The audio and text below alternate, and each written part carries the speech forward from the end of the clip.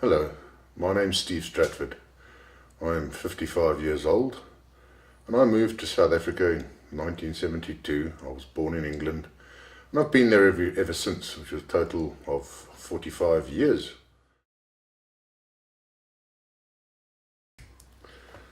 Okay, when I was a child, which was quite a while ago, South Africa was actually a wonderful place.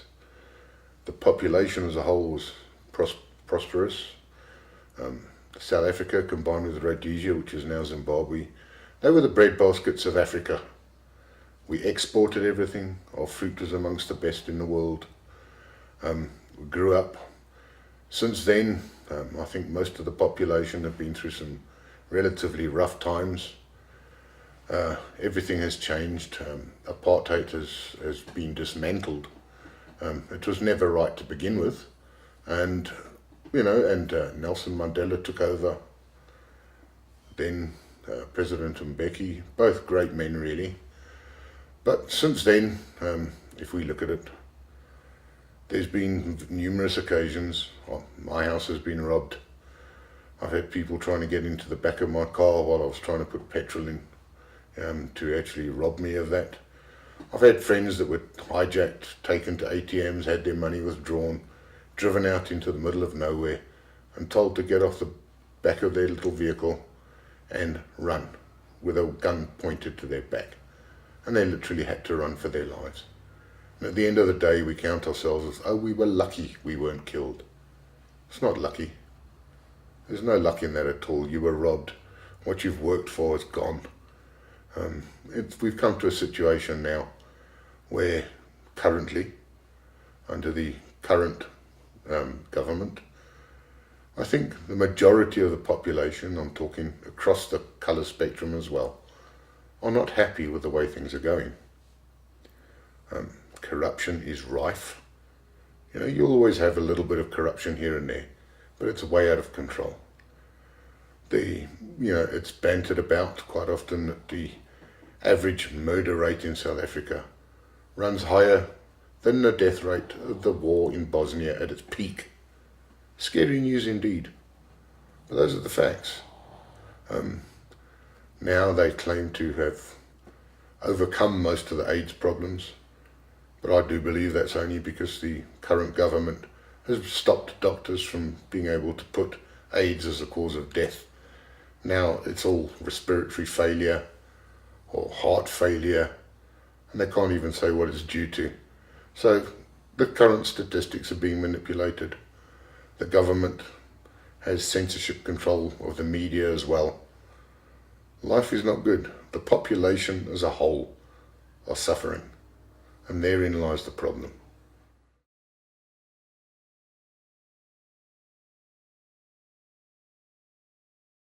We've somehow taken a great country and turned it into something that is not nice, not a good place to live in anymore. It's still beautiful land, have some of the best country and wildlife on the planet, but we live in fear.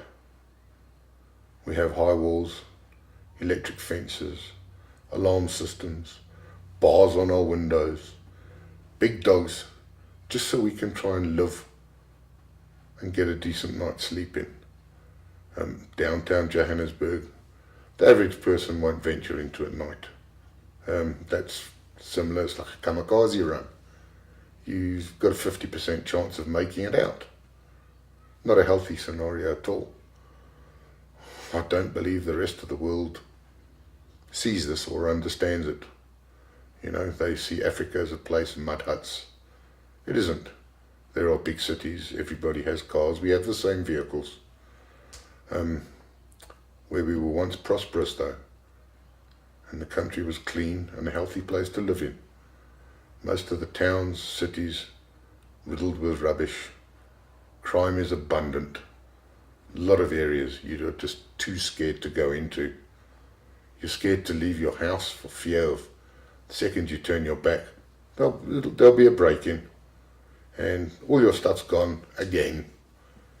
Insurance rates are high, petrol rates are high, and all we ever read about is the corruption that goes on, the mismanagement of funds at government level.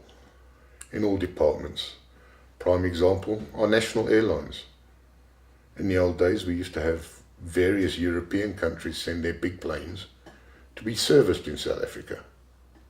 Now we can't even service our own. Very, very sad indeed.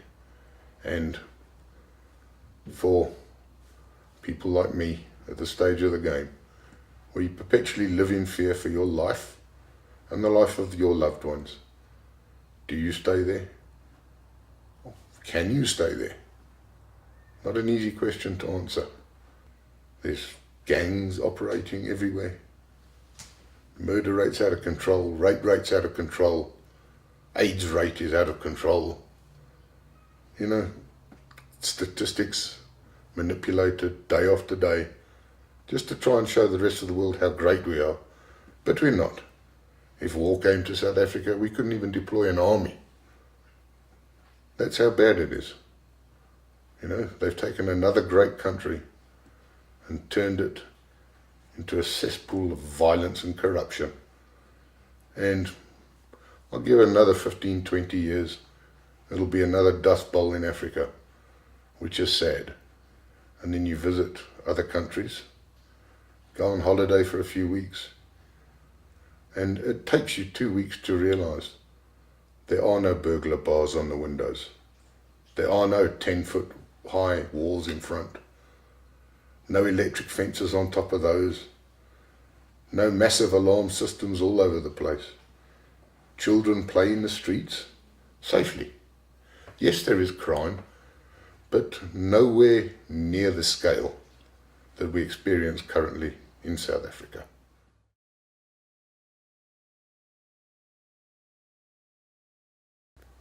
I'm still in South Africa at the moment. Economic decisions, and the battling way of life that we have mean it's not easy for us to leave. At the moment, we're sitting over 13 rand to the dollar.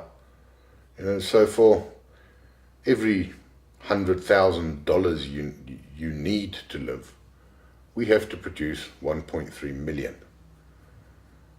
Not an easy task to do because inflation is running very high, while your salaries do not go up, meaning you're perpetually going backwards.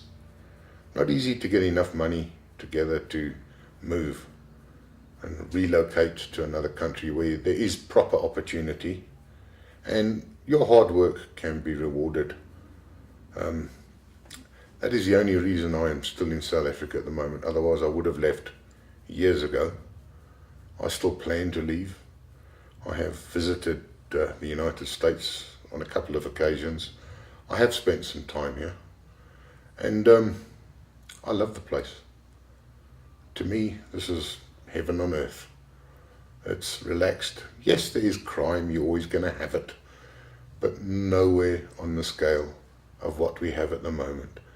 The people here are friendly. You get service in the shops you go to. People follow things up. You get stuff delivered to your door. We can't even trust our own post office. You don't get half of what you order.